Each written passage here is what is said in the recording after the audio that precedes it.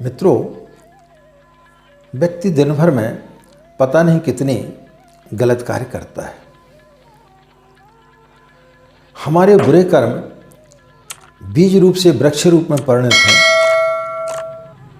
उसके पूर्व हमारे शास्त्रों में साधनाओं का विधान है। गायत्री मंत्र जपते हैं या किसी दूसरे देवी देवता की पूजन करते हैं, लेकिन ऐसा बताया गया है कि गायत्री मंत्र जब व्यक्ति जपता है तो यदि व्यक्ति एक दिन में 108 बार गायत्री मंत्र का जाप करता है तो उसके उस दिन के पाप क्षीण हो जाते हैं। 11,000 गायत्री मंत्र का जो जाप करता है नियमित रूप से, उसके 6 महीने के पाप समाप्त हो जाते हैं। तो मित्रों, हम जो कुछ भी करते हैं उसके परिणाम हमें इसी समय मिलते हैं। कोई मरने के बाद आपको नहीं मिलते कि आपको मरने के बाद मिलेंगे। इसी के बारे में आज हम आपके लिए चर्चा करेंगे। इसी के बारे में कुछ प्रसंग के माध्यम से आपको हम बताने का प्रयास करेंगे। राधे राधे, जय श्री कृष्ण, नमस्कार। मैं आचार्य पंडित गिरीश बारोलिया। गायत्री महामंत्र। ओम भूर्भुवः स्वः तत्सवितुर्वरेण्यं भर्गो देवस्य धीमहि धियो यो नः प्रचोदयात्। अखण्डमण्डलाकारं व्याप्तं येन चराचरं तत्पदं दर्शितं येन तस्मै श्रीगुरवे नमः। तस्मै श्रीगुरवे नमः। मित्रों, शांति कुंज हरिद्वार से अखंड ज्योति नामक पत्रिका निकलती है। उसमें बहुत सारी जीवन से जुड़ी हुई समस्याओं का समाधान बताया जाता है। छोटे छोटे उसमें बहुत अच्छे प्रसंग भी दिए रहते हैं। उसके आपको जो है निश्चित रूप से ग्राहक बनना चाहिए और उस पत्रिका को जरूर पढ़ना चाहिए। इसी प्रकार से कल्याण पत्रिका आती है। हम जब बहुत छोटे थे, 8वीं 9वीं क्लास में होंगे, तो हमारे घर में दोनों पत्रिकाएं आती थी। कल्याण भी आती थी और अखंड ज्योति पत्रिका भी आती थी। तो जब हम 10वीं के आसपास रहे होंगे, उस समय हमने एक उसमें कहानी पढ़ी थी। एक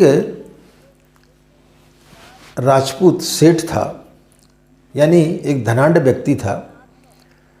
उसने अपनी कोठी जो है वह शहर के थोड़े से दूर बना करके रखी थी। तो उस समय जब लोग घोड़े पर व्यापार करते थे और जब व्यापार करके शहर की ओर आते थे तो शहर के पहले ही सूर्य अस्त हो जाता था। तो वहाँ पर वह कोठी पड़ती थी। तो लोग सोचते थे कि शहर थोड़ा सा दूर है, वहाँ जाते जाते अंधेरा हो जाएगा, और चूँकि हमने व्यापार किया, हमारे पास में रकम ज़्यादा है, तो चोरी आदि का भय रहेगा, तो क्यों ना इसी कोठी में रुक लिया जाए। तो वो लोग उसी कोठी में रुक जाते थे। और जब वो सोते थे तो उसके पहले जो सेठ था, जो व्यक्ति था, वहाँ का जो मालिक था, वो उनकी इतनी ज़्यादा आवभगत करता था कि जब वो सो कर के उठते थे तो उनका सारा सामान चोरी हो जाता था। तो उन लोगों को उस सेठ के ऊपर कभी संदेह नहीं होता था, क्योंकि उसने इतना प्यार दिया रहता था, इतना स्वागत सत्कार करता था। वो लोग बेचारे चले जाते थे कि अब क्या करें, लुट गए, कोई हमें लूट करके ले गया, रात को थक गए थे, नींद लग गई और कोई हमें लूट करके ले गया। इसी प्रकार से क्रम चलता रहा। वो व्यक्ति अपने वैभव को बढ़ाता रहा। एक दिन एक व्यापारी आया, लेकिन वो कुछ थका हुआ तो था, लेकिन व्यापार में शायद कुछ घाटा हो गया होगा, तो कुछ हिसाब किताब में वो लगा रहा। उसे नींद नहीं आ रही थी।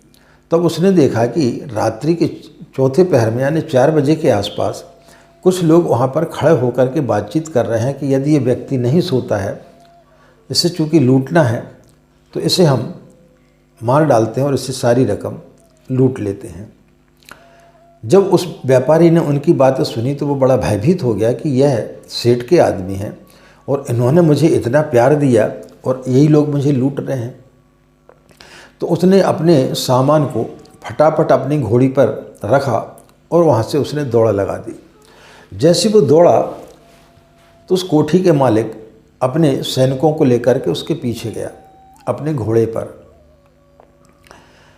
कुछ दूर चल के, चूँकि वह व्यापारी घोड़ी पर था और सेठ जो है घोड़े पर था, तो जैसे घोड़े ने हेने नाना चालू किया, ने घोड़े ने आवाज़ दी तो घोड़ी वहाँ पर रुक गई।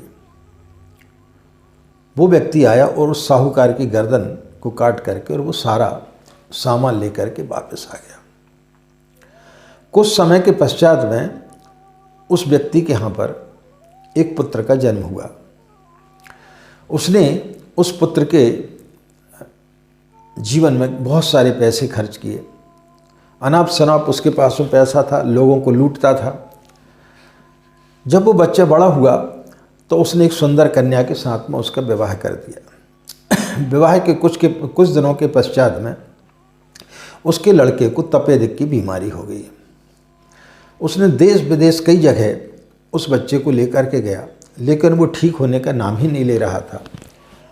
अंतोतगत्वा ये स्थिति आई, सारी कमाई हुई धन दौलत जो थी वो समाप्त हो गई। तो एक दिन वो अपने बच्चे के पास में शाम के समय बैठा हुआ था और उसने बोला कि बेटा, मैंने जितना भी जो कुछ भी धन कमाया था वो सारा का सारा ख़त्म होने को आया है और तेरा जो है स्वास्थ्य ठीक होने का नाम ही नहीं ले रहा है, तू कैसे ठीक होगा बेटा। तो वो लड़का मुस्कुराया। उसने बोला कि मैं तेरा कोई पुत्र नहीं हूँ। आज से कुछ वर्ष पहले याद कर, तूने एक निहत्थे व्यापारी को लूटा था, मैं वही व्यक्ति हूँ। और ये जो मेरी बीवी है ये घोड़ी है। यदि उस समय इसने मुझे धोखा नहीं दिया होता तो तू मुझे मार नहीं सकता था, लेकिन इसने मुझे ऐन वक्त पर धोखा दिया, इसलिए मैं इस लड़की को जो कि मेरी बीवी है इसे भर जवानी में धोखा दे करके जा रहा हूँ, यानी इसके लिए दुख दे करके जा रहा हूँ। तो मित्रों, हम जो भी कर्म करते हैं उनका परिणाम हमें उसी समय मिल जाता है, देर सवेर, लेकिन हमें उनके परिणाम से भुगतना पड़ता है। इसलिए कहा गया है कि तुम आए जब जगत में, जग हासे तुम रोए, करनी ऐसी कर चलो, तुम हासो जग रोए। तो मित्रों, हमें अपने जीवन में अच्छे कर्म करना चाहिए, और जो व्यक्ति अच्छे कर्म करता है निश्चित रूप से सारी दुनिया में उसकी जय जयकार होती है। चाहे वो बुद्ध हों, महावीर हों, जीसस हों, रामकृष्ण परमहंस हों, परम पूज्य गुरुदेव हों, इनकी भी इच्छा हमारे जैसी रही होंगी। ये लोग भी ऐसो आराम की ज़िंदगी चाहते होंगे, लेकिन इन्होंने अपने जीवन को सत्य के मार्ग पर चलाया, लोगों की ज़िंदगी बदलने के लिए इन्होंने कार्य किए, तो इनके लिए अच्छे फलों की प्राप्ति हुई। तो मित्रों, गायत्री मंत्र व्यक्ति के अंदर की बुराइयों को खत्म करता है। जो भी व्यक्ति गायत्री मंत्र का जाप करता है उसके अंदर की विकृतियाँ दूर होती हैं, उसके अंदर के कुविचार खत्म होते हैं। धियो योनः प्रचोदयात्, यानी जो व्यक्ति गायत्री मंत्र का जाप करता है उसकी बुद्धि को वो सन्मार्ग की ओर ले जाता है, तो फिर उसके अंदर पाप करने की प्रवृत्ति नष्ट हो जाती है, कोई भी गलत काम करने की प्रवृत्ति उसकी नष्ट हो जाती है। उसके अंदर के लोभ, मोह, काम, क्रोध, वासनाएं ये सब तुरहित हो जाती हैं। इसलिए गायत्री मंत्र को सर्वोपरि मंत्र इसलिए कहा गया है क्योंकि जो भी व्यक्ति गायत्री मंत्र का जाप करता है उसके पूर्व जन्म के कर्म, इस जन्म के कर्म और नित्य किए हुए कर्म, सारे के सारे कर्म नष्ट होते हुए चले जाते हैं। इसलिए मित्रों, यदि आपके द्वारा जाने अनजाने में किसी प्रकार के कोई भी बुरे कर्म हुए हैं, बुरे कोई काम आपने किए हैं, या पूर्व जन्म में आपने कोई कार्य किए हैं, तो जो भी व्यक्ति गायत्री मंत्र का जाप करता है वह निश्चित रूप से वो कटते हैं, और उनके कटने के बाद में व्यक्ति को जो है उनका लाभ प्राप्त होना प्रारंभ हो जाता है। इसलिए कई लोगों के लिए ऐसा लगता है कि हमें कोई मंत्र फलित नहीं हो रहा है। दरअसल में क्या होता है कि जब आप गायत्री का जाप करते हैं तो आपके प्रारब्ध और आपके इस जन्म के जो कर्म हैं वो पहले उन्हें काटने का काम करता है। जब तक आप शुद्ध तरीके से शुद्ध नहीं होंगे तब तक आपको मंत्र फलित होते हुए दिखाई नहीं देता। तो किसी के बुरे कर्म कम होते हैं, उन्हें गायत्री मंत्र जल्दी फलित हो जाता है। किसी के ज़्यादा होते हैं, उन्हें ज़्यादा समय लगता। माधवाचार्य के बारे में आपने सुना होगा, हमने वीडियो भी डाला हुआ है। तो उनके लिए 12 पुरुषचरण करने के पश्चात भी गायत्री जो है सिद्ध नहीं हुई थी, क्योंकि उन्होंने पूर्व जन्म में 12 ब्रह्म हत्याएँ की थी। तो मित्रों, हमारे पुराने कर्मों के कारण भी, हमारे कुछ दुष्कर्म के कारण भी हमें गायत्री मंत्र जल्दी फलित नहीं होता है। लेकिन आप धैर्य रखें और गायत्री मंत्र की साधना करें तो निश्चित रूप से आपको गायत्री मंत्र से कई उपलब्धियां प्राप्त होंगी।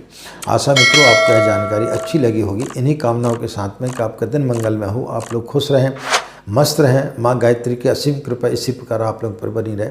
आज की बात समाप्त। हमें आज्ञा दें। नमस्कार। ओम शांति।